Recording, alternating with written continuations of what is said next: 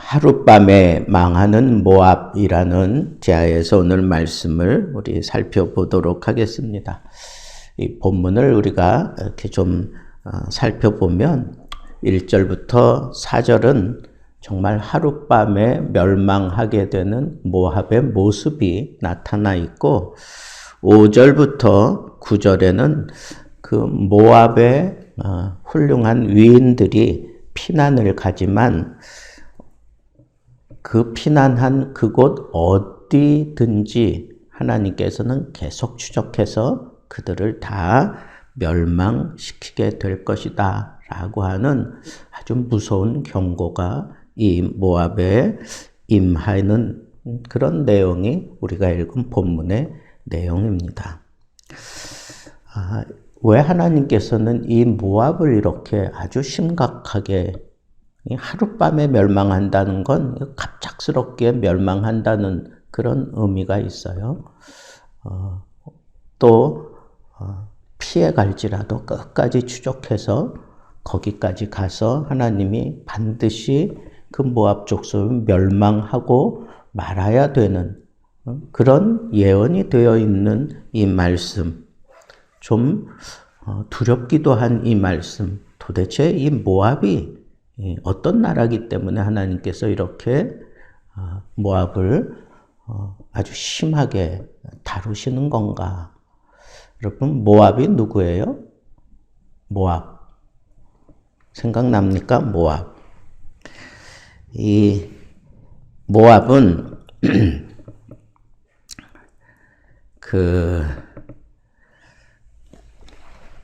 아브라함의 조카가 누구예요?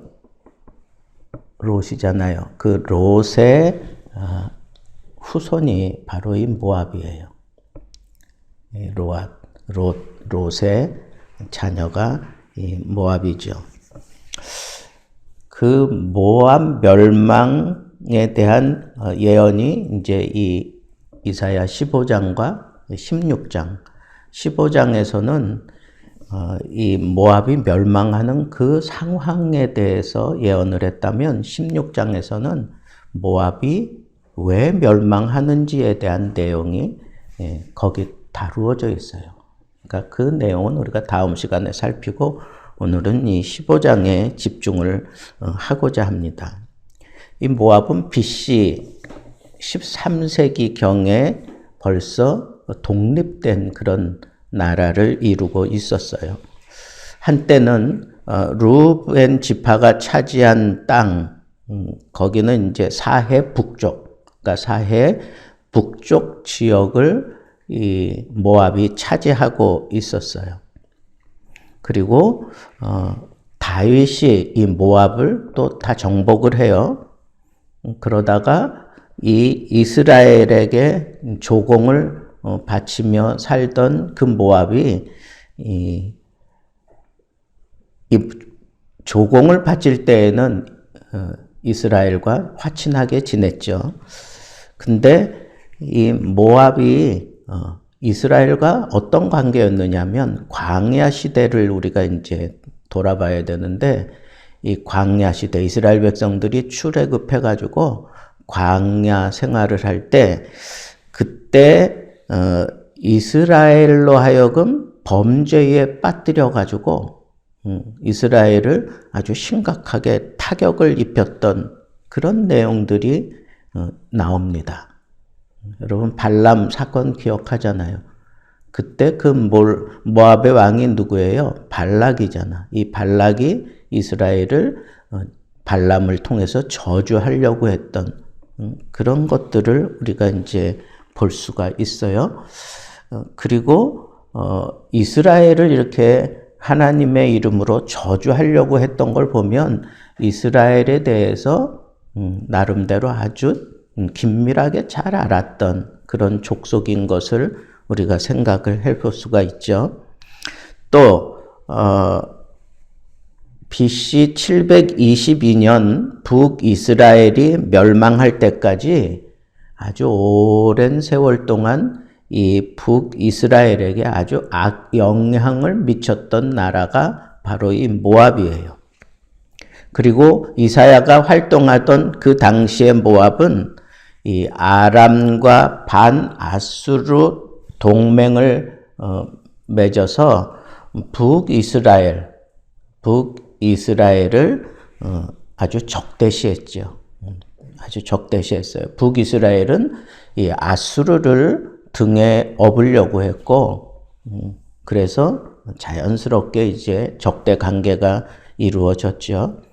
그런데 BC 712년경에 유다의 히스기야 왕 때, 그때 남유다와 블레셋과 그리고 이 반아수르 정책을 동맹을 결성을 해요.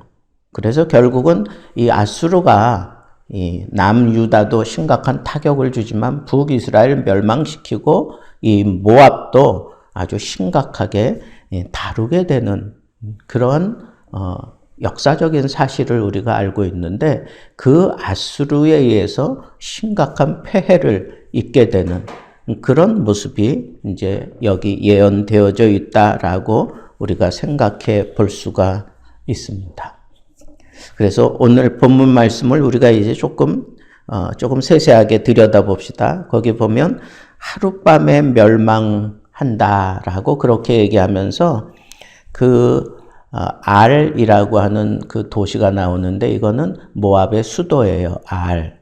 그리고 거기 기르라고 하는 그런 도성이 나오는데, 이건 아주 전쟁하기에 좋은 그런 요새예요. 아주 막강한 그런 도시인데, 이 도시가 갑자기 망한다는 거예요. 갑자기 망한다. 파멸을 갑자기 당하게 된다. 그러니까 이 모압 사람들이 든든하게 생각하고 있는 이 두 도성이 갑자기 멸망을 당하게 된다. 그래서 이 사람들은 이제 이거는 이제 바알을 모시는 신당이라고 보면 되고, 그 느보에는 그들의 신 그모스를 모시는 신당이 있어요. 그래서 그들의 신에게 쫓아가서 부르짖을지라도 이 망하는 데 있어서 조금 더 소용이 없었다는 거예요. 그걸 막아내지 못했다는 거예요. 그래서 그냥 다른 부분들은 우리가 충분히 이해할 수 있는 거예요. 머리카락을 밀었다, 이건 슬픔을 의미하는 거예요. 수염을 깎았다, 이건 극도의 괴로움을 표현하는 거잖아요. 거리에는 굵은 배로 몸을 동였으며, 이건 우리 다 죽었다, 죽은 것과 방울하다 하는 그런 표현이고요. 지붕과 넓은 곳에서 애통을 하고 심히 울고 헤스본과 엘르 알레는 부르짖으며 그의 소리는 야하스까지 들리니, 그러므로 모압과 군사들이 크게 부르짖으며 그들의 혼이 속에서 떠나는도다. 그러니까 혼비백산 이런 표현이 있잖아요. 그런 것들을 지금 모압 백성들이 이렇게 당하게 된다라고 예언되어 있고, 그리고 5절부터 9절 말씀에 보면 이 모압의 위인들이 피난을 가요. 그런데 그곳에 갈지라도 하나님께서 쫓아가서 다 그들을 멸망시킨다고 하는 그런 표현이 아주 더 적나라하게 나와 있어요. 5절에는 보면 이 모압을 위해서 이사야가 부르짖는다. 왜 안타깝게 그렇게 부르짖을까요? 그래도 아브라함의 조카잖아. 아브라함의 조카 롯의 후손이란 말이에요. 그러니까 혈육이다.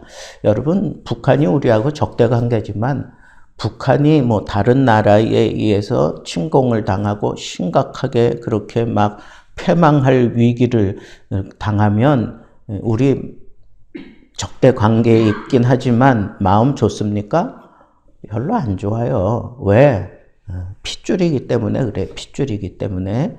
그러니까 이사야가 이렇게 모압이 비록 이스라엘을 참 힘들게 만들고 괴롭게 했지만, 그러면서도 마음이 한편으로는 안타까운 그런 입장을 여기서 표현하고 있습니다. 이 모압의 멸망으로 인해서 황폐해지는 그런 모습이 6절에 쭉 나와 있고, 그 다음에 7절에는 이 국난을 피해서 귀중품들을 숨겨둘 것이 없어지니까 사람들이 그 재물을 다 모아가지고 이 강을 건너는 거예요. 강을 건너서 다른 곳에 가서 거기서 이제 어떤 삶의 터전을 새롭게 시작하려고 하는데 하나님은 거기까지 쫓아가서 그 심판을 면하지 못하게 만들어 버린다라고 그렇게 얘기하고 있어요. 이 모압 전역에 하나님의 심판이 일어나는 그 도구로 하나님께서는 아수르라고 하는 이 신흥 강국을 들어서 아수르에 의해서 아주 멸망 지경에 이르는 그런 모습, 도탄에 빠져버리는 모습. 모압에 대한 하나님의 심판이 아주 철저하고 무섭게 그렇게 이르는 것. 9절 말씀 보세요. 디몬 물에는 피가 가득함이라. 이 디몬이라고 하는 이 단어의 뜻은 피예요, 피. 피가 가득하다. 그러니까 하나님의 심판을 받아서 이렇게 그 도성 전체가 다 이 피로 물들어 버리는 그런 모습을 보여주는데, 그럴지라도 보세요. 이렇게 피로 가득 차 있는, 멸망을 당해서 완전히 뭐 혼비백산 할 정도로 뭐 난리 법석을 피우고 이제 어디 기댈 곳 하나 없는 그러한 지경까지 다 심판을 당했는데, 그럴지라도, 그렇게 당했을지라도 내가 디몬의 재앙을 더 내리겠다. 하나님이 이제는 그만해도 될 것 같은데 더 내리겠다. 그렇게 표현을 해요. 그래서 모압에 도피한 자와 그 땅에 남은 자에게 사자를 보내리라. 이건 심판의 그런 천사들을 보내서 완전하게 깡그리 그렇게 다 심판해버리고 말겠다. 그렇게 얘기를 하는 거예요. 자, 그런데 여러분, 왜 모압이 이렇게 심각한 심판을 당해야만 됐을까? 뭐 여러 가지 원인에 대해서는 이제 다음 시간에 살펴보고, 가장 중요한, 왜 하나님이 이렇게 이만해도 될 것 같은데 그럴지라도 내가 심판을 더 내리겠다라고까지 그렇게 하나님이 심판을 강도를 이렇게 높여야만 됐을까? 뭐 다른 거 저는 생각하지 않고, 무엇보다도 중요한 것은 이스라엘과의 관계 속에서 언제나 이스라엘을 못 살게 구는 그런 존재로 이 모압이 존재했어요. 이 모압은 그 지역에 이 물이 많았어요. 그리고 그 해상 무역을 통해서 그 통로를 쥐고 있었기 때문에 항상 무역이 성행했던 그러한 도시였어요. 그래서 거기는 언제나 사람들이 북적거렸어요. 여러분, 그 룻 알죠? 룻기. 그 나오미가 이스라엘에 흉년이 들어가지고 어디로 갑니까? 바로 이 모압 땅으로 가요. 모압 땅에는 항상 북적거림이 있고 풍성함이 있었어. 그러니까 이 세상의 어떤 즐거움, 세상의 어떤 그런 만족을 찾으려고 사람들이 몰려드는 곳, 그 번잡하고 화려한 곳, 그것이 언제나 모압의 상징이었어요. 그 모압의 상징, 그 모압이 이스라엘을 상당히 괴롭게 만들었어요. 여러 가지로. 그리고 이 선민을 대적을 하잖아요. 갑자기 왜 발람을 불러가지고 이스라엘을 이렇게 저주하려고 할까요? 이 하나님을 섬기는 이 유대 백성들에 대한 어쩌면 그 열등감일지도 몰라요. 정통성을 아브라함의 후손들이 이어가고, 아브라함과 결별했던 롯의 그 자녀들은 물이 좋은 것으로 찾아 떠났잖아요.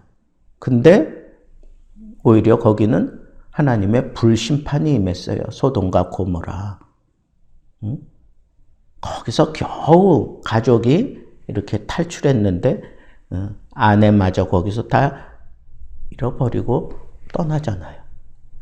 그리고 이 노아가 아니라 이 모압이 태어나는 과정도 이 롯이 안 좋은 그런 모습으로 결국은 이 자녀들을 생산하게 돼요.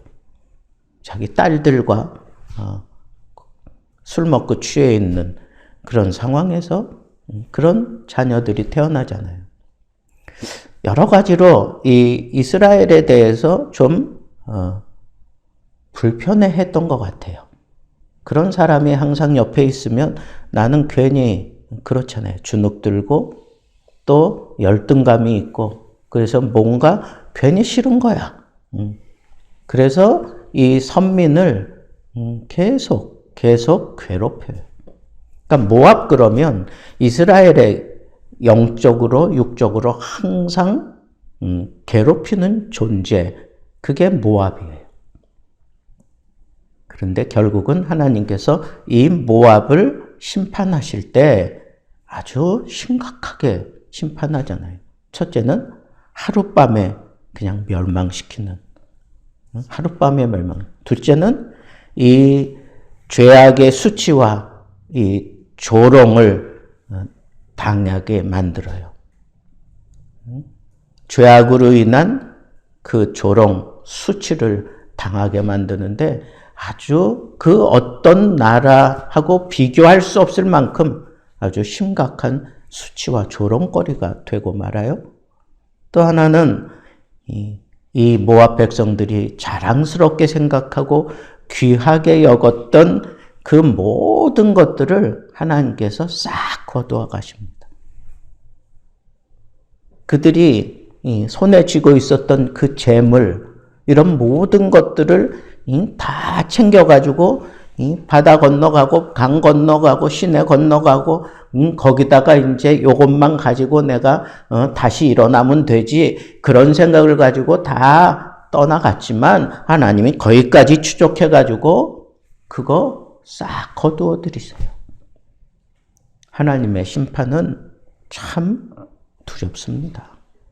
특별히 하나님의 선민을 괴롭히는 그 사람에 대해서 하나님이 심판하실 때 아주 치밀하게 그리고 아주 심각하게 그리고 두렵게 심판하신다라고 하는 이 사실을 여러분들이 명심하시고 내가 하나님의 자녀인 것을 여러분 기뻐하셔야 돼요. 내가 정말 하나님의 자녀라고 하는 이 사실 때문에 기뻐해야 돼요. 하나님이 우리를 심판하실 때 우리는 긍휼을 가지고 하나님이 우리를 심판하셔요. 그러나 하나님의 백성들을 괴롭혔던 이 모압은 하나님께서 심판하실 때 여기 보면 정말 혼비백산하게 만들고 수치스럽게 만들고 손에 쥔 거 아무것도 없게 만들잖아요. 네? 여러분, 우리가 하나님의 백성이 되었기 때문에 여러분, 세상이 나를 힘들게 하고 세상이 나를 괴롭게 하고 세상이 나를 억울하게 만들어도 여러분, 거기 맞붙어가지고 같이 그러지 마세요. 같이 그럴 필요도 없어요. 하나님의 백성을 괴롭히는 사람들은 하나님이 깨끗하게 정리하세요. 깨끗하게. 근데 두렵게 정리해. 두렵게 심판하세요. 그러니까 그 사람들을 이사야처럼 그 멸망의 그 상황을 바라보면서 오히려 하나님 앞에 부르짖었잖아. 그 모압을 향하여 부르짖었어요. 이사야가 그 광경을 예언하다가. 여러분, 우리도 그런 마음을 가져야 돼. 나를 괴롭혀요? 하나님의 백성인 나를 까덕없이 힘들게 해요? 나에게 모든 악을 뒤집어 씌워요? 여러분, 그들의 결국을 생각하면서 오히려 그들을 위하여 부르짖어 기도해 주는 게 그게 우리의 진정한 모습이어야 해요. 왜? 그들은 하나님의 심판을 받을 때 참 두렵게 받아요. 하룻밤에 멸망해, 하룻밤에. 최악의 수치와 조롱을 당하게 될 거예요. 그리고 손에 쥐고 있었던 모든 것 하나도 남김없이 하나님이 다 거두어 가시고 이 땅에서 흔적조차 없게 만들어 버리고 말 거예요. 아수르에 의해서 이렇게 막 초토화됐던 이 모압은 나중에 BC 107년 정도 그때쯤 돼서 로마에 의해서 완전히 멸망돼요. 이 세상에 흔적조차 없이 완전하게 멸망이 됩니다. 오늘 이 모압의 하룻밤에 망하는 그 모압의 상황을 우리가 보면서 우리가 하나님 자녀된 것에 대한 감사함을 가지고 내가 이 세상에서 시련당하고 괴로움 당할 때 그것 때문에 너무 분해하지 마세요. 그거 원수 갚겠다고 그러지도 마세요. 내가 하지 않아도 하나님이 다 하셔요. 오히려 그 사람들을 보면서 안타까워하셔야 돼요. 안타깝게 그들을 위해서 기도해 줄 수 있는 그런 여유 있는 그런 멋진 하나님의 사람들로 살게 되기를 우리 주님의 이름으로 축복합니다.